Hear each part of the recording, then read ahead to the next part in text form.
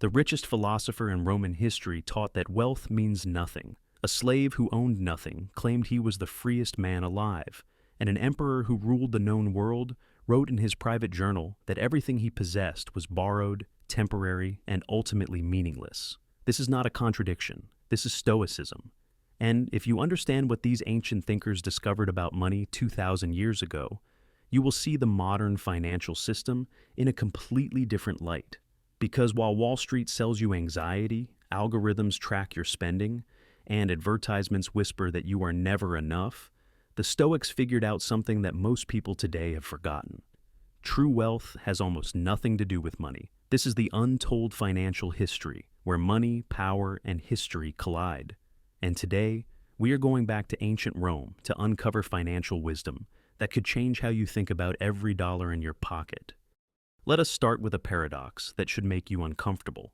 Seneca, the Stoic philosopher whose writings on simplicity and virtue are still read today, was one of the wealthiest men in the Roman Empire. His fortune has been estimated at around 300 million sesterces, the equivalent of hundreds of millions of dollars in modern terms. He owned villas across Italy, estates in Egypt, and vineyards that produced some of the finest wine in the Mediterranean. Critics in his own time accused him of hypocrisy. How could a man who preached detachment from material things accumulate such obscene riches? How could someone who wrote that poverty is not a curse live in marble halls surrounded by slaves and gold? But here is where Seneca reveals something that most modern financial advisors will never tell you. He did not deny his wealth. He did not apologize for it. Instead, he made a distinction that cuts to the heart of financial freedom. The question is not whether you have money. The question is whether money has you.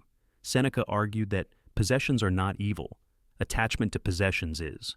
A rich man who fears losing his wealth is a slave to that fear. A poor man who obsesses over becoming rich is equally enslaved. But someone who can use wealth without needing it, who can lose everything and still maintain inner peace, that person is truly free regardless of their bank balance. Think about that for a moment. In a world where your net worth is treated as your self-worth, where financial anxiety keeps millions awake at night, where people work jobs they hate to buy things they do not need, Seneca's message sounds almost radical. He was saying that the chains most people wear are invisible, and they forge those chains themselves, link by link, with every purchase made out of fear, every debt taken on to impress others, every hour traded for money that will never buy back the time. But Seneca did not just philosophize about wealth. He practiced what scholars call the premeditation of evils. Regularly, sometimes for days at a time, he would live as though he had lost everything. He ate the cheapest food. He wore rough clothing. He slept on a hard bed. Not because he had to, but because he wanted to prove to himself that poverty held no terror for him. This was not just an exercise in humility. It was financial training. Seneca understood that the fear of losing money is often worse than actually losing it. By voluntarily experiencing scarcity, he inoculated himself against that fear. He could look at his vast fortune and honestly say that if it all vanished tomorrow, he would survive. He would even thrive. Now, here is the question that should be burning in your mind.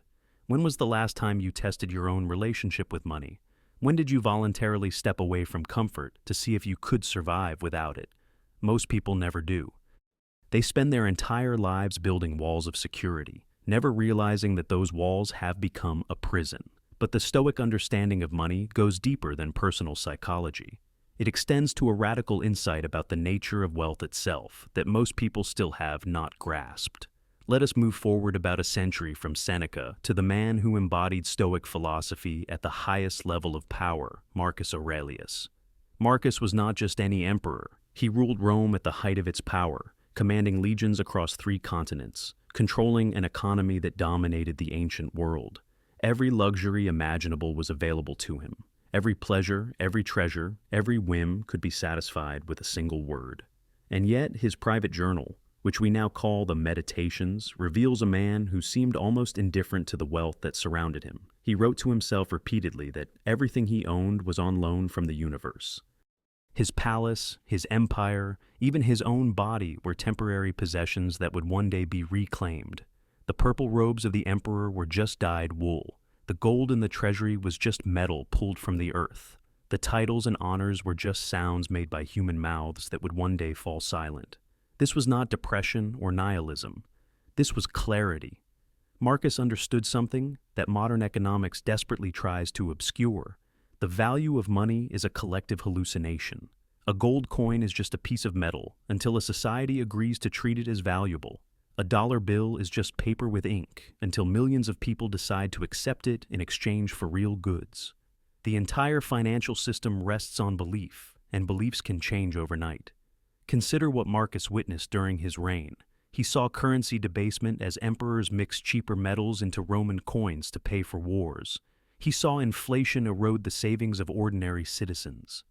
He saw how quickly the trappings of power could vanish when a general turned rebel or a plague swept through the legions. He understood, in a way that most people today still do not, that financial security is largely an illusion. But here is the paradox that makes Marcus relevant to your life right now. Despite seeing through the illusion, he did not abandon his responsibilities. He did not retreat to a cave and renounce worldly things. He managed the imperial finances carefully. He sold palace furniture to pay for wars rather than raising taxes on an already burdened population. He tried to balance the books of an empire while knowing that all those numbers would eventually mean nothing. This is the Stoic approach to money in action. Engage with the world, use money as a tool, manage it wisely, but never forget what it actually is. Never let the tool become the master. Never mistake the symbol for the substance. And that brings us to the most radical financial thinker among the Stoics, a man who started with nothing and achieved a freedom that emperors could only envy. Epictetus was born a slave. He had no money, no property, no rights under Roman law. His master could beat him, sell him, even kill him on a whim. By any material measure, Epictetus was at the absolute bottom of the Roman economic hierarchy. And yet, he became one of the most influential teachers of his era, lecturing to senators and students who hung on his every word. His secret was a single idea that revolutionizes everything you think you know about wealth. Epictetus divided all things into two categories: things that are up to us and things that are not. Your thoughts, your choices, your responses to events, these are up to you. But external things, including money, reputation, health, even whether you live or die, these are not ultimately in your control. Most people, Epictetus observed, spend their entire lives trying to control external things. They work obsessively to accumulate money, believing it will make them secure. They sacrifice their health chasing wealth, then spend that wealth trying to buy back their health. They worry about things that may never happen and ignore the one thing they can actually influence, their own mind. This distinction sounds simple, but its implications for personal finance are enormous. Think about how much mental energy you spend worrying about money. The market might crash, inflation might spike, you might lose your job, the economy might collapse. These fears are real, and some of them might actually happen. But here is what Epictetus would tell you. None of those events are in your control. What is in your control is how you prepare for them, how you respond to them, and whether you let the fear of them poison your present moment. The former slave was teaching something that modern financial psychology is only beginning to understand. Financial anxiety is often more damaging than financial loss. A person who loses their savings but maintains their composure can rebuild. A person who keeps their savings but lives in constant terror of losing them has already lost something more valuable. But here is where Stoic financial wisdom gets truly practical. The philosophy was never about passive acceptance of whatever happens. It was about strategic engagement with reality. The Stoics were not monks retreating from the world. They were politicians, soldiers, businessmen, and emperors who operated in the real world while maintaining inner freedom. Seneca wrote extensively about the proper use of wealth. He argued that money should be acquired through honest means, managed with discipline, and used generously. Hoarded wealth was dead wealth. Money sitting in a vault was not serving its purpose. The Stoic ideal was to be a channel through which wealth flowed, not a dam that blocked its movement. This has direct implications for how you think about investing, saving, and spending. The modern financial industry wants you anxious.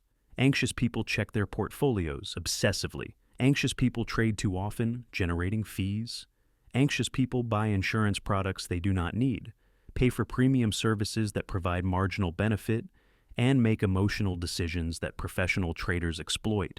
The Stoic investor, by contrast, would focus on what is actually in their control. You cannot control whether the market goes up or down tomorrow. You can control whether you invest consistently, whether you avoid emotional panic selling, whether you understand the basics of compound interest, and whether you live within your means. Marcus Aurelius made lists of things to remember, simple principles to review when the chaos of imperial politics threatened to overwhelm him. A modern Stoic might make a similar list for financial peace. Markets fluctuate, do not panic. Headlines are designed to trigger fear, do not react. Long-term trends matter more than daily noise. Stay focused. You will die eventually. So do not sacrifice your life for money you will never spend. But perhaps the most counterintuitive Stoic insight about money is also the most relevant for today.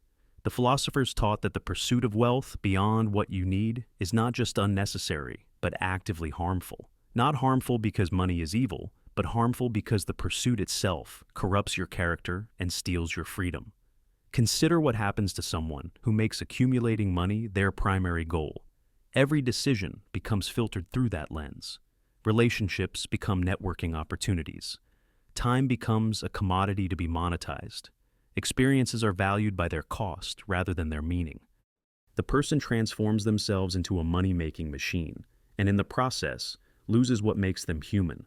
Seneca put it bluntly, "It is not the man who has too little that is poor, but the one who craves more." This single sentence demolishes the assumption that underlies most modern financial advice. The industry tells you that you need more, always more. More savings, more investments, more retirement funds, more passive income streams. But the Stoics asked a different question. How much is enough? And that question is almost never asked today. The financial system depends on you never feeling like you have enough. The economy requires endless consumption, endless growth, endless desire for more. If everyone suddenly decided they had enough, the whole machine would grind to a halt. But here is the uncomfortable truth. For most people in the developed world, enough already happened years ago.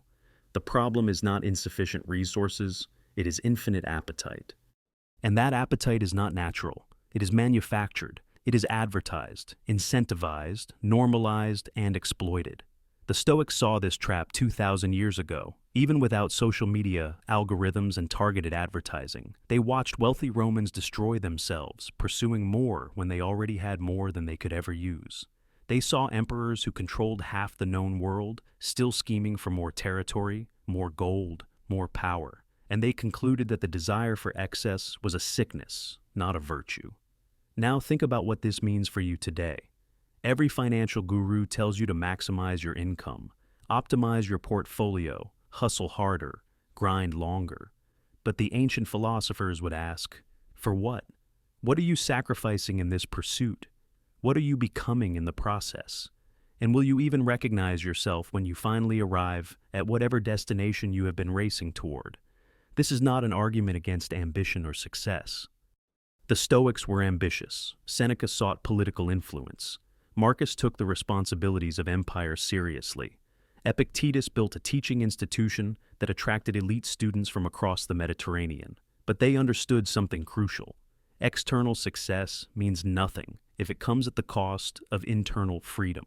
There is a story about Diogenes, the Cynic philosopher who influenced Stoic thinking. Alexander the Great, the most powerful man in the world at that time, came to visit Diogenes, who was sunbathing outside his barrel. Alexander offered to grant Diogenes any wish. The philosopher looked at the conqueror of nations and said, "Yes, you can move. You are blocking my sunlight." This is not a story about rudeness. It is a story about what real wealth looks like. Alexander had armies, treasures, an empire stretching from Greece to India. Diogenes had a barrel and a cloak. But which one was free? Which one needed something from the other? Alexander traveled with supply chains, generals, worries about assassination, concerns about succession. Diogenes needed only sunlight. Most people today would consider Diogenes crazy and Alexander successful. The Stoics would argue that most people have it exactly backwards. And the modern world, with its productivity culture, its hustle worship, its equation of rest with laziness and simplicity with failure, has drifted even further from the truth. But let us bring this back to practical application. What would Stoic financial advice actually look like for someone living today? First, know what enough means for you. Not what society says is enough, not what your neighbors have, not what will impress people you do not even like. What do you actually need to live a meaningful life? This number is almost always smaller than you think. Second, build resilience, not just wealth. Seneca practiced poverty voluntarily, so that actual poverty would hold no terror. The modern equivalent might be building skills that are valuable regardless of economic conditions, learning to live on less, developing relationships that are not dependent on your financial status, creating multiple streams of security that do not all fail together. Third, remember that money is a tool, not a goal. A hammer is useful for building things, but no one spends their life collecting hammers for their own sake.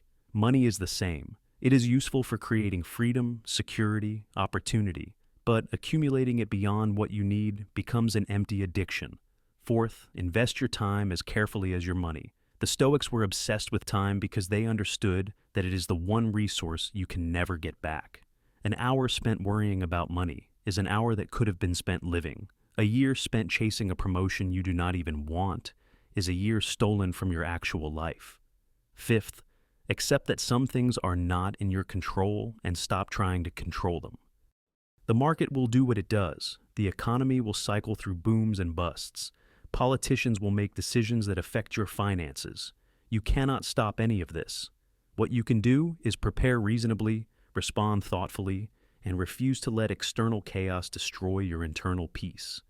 This is the hidden genius of Stoic financial philosophy. It does not promise that you will become rich. It does not offer three-step plans to financial freedom or secrets the wealthy do not want you to know. Instead, it offers something more valuable. It offers a way to be free regardless of how much money you have. And that brings us back to where we started, with the paradox of wealthy philosophers teaching detachment from wealth. The resolution is simple once you see it. Seneca, Marcus Aurelius, and Epictetus did not think money was evil. They thought the obsession with money was a prison.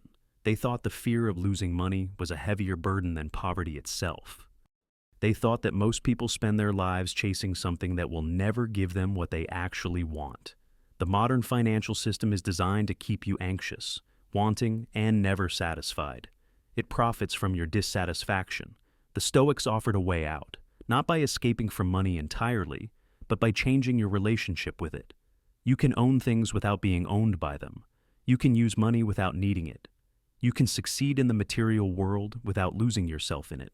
But this requires work, not the work of hustling harder or optimizing spreadsheets, but the work of understanding yourself, questioning your assumptions, and developing the inner strength that no market crash can take away.